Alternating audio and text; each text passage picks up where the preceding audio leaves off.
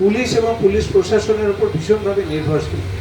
ওনাদের সাথে আমাদের একটা মিল, আমাদের তো এসপি সাহেব বললেনই, আমাদের খাটনি শেষ হয় না।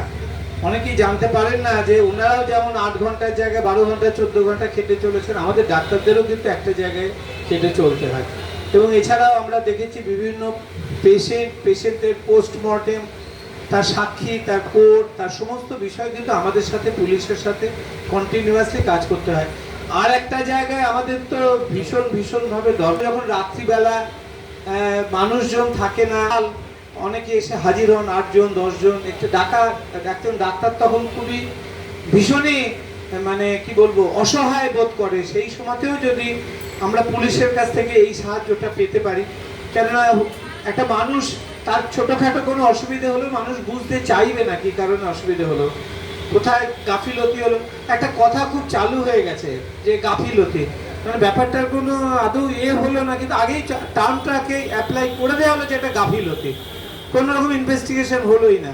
এমনকি প্রত্যেকটা মিডিয়া দিন এই এক কথাই বলে না যে কোথাও তো বলে না যে থানার গাফিলতিতে এই লোকটা মারা গেল, কিংবা কোর্টের গাফিলতিতে এই লোকটা প্রপার পেলো না। গাফিলতি কথাটা ওখানে ব্যবহার হয় না, যতটা ডাক্তারদের প্রত্যেকটা কথায় ব্যবহার করে। মারা গেলেই হয়তো খুব ন্যায্য কারণেই মারা গেছে, তার ওই সময় মারা যাওয়াটা উচিতই ছিল, কিন্তু তাও লিখে দেবে যে ডাক্তারবাবুর গাফিলতিতেই তার মৃত্যু হয়েছে। এবং তখন মানুষজন তার বাদ মানে না। রাত্রিবেলার দিকে ডাক্তারবাবু অনেক সময় একা পড়ে যান। তো আমরা আগামী দিনেও চাইবো আমাদের সাথে পুলিশ প্রশাসনের যাতে খুব নিবিড় সম্পর্ক থাকে, এই সময় এসে পাশে যদি ওনাদেরকে আমরা পাই।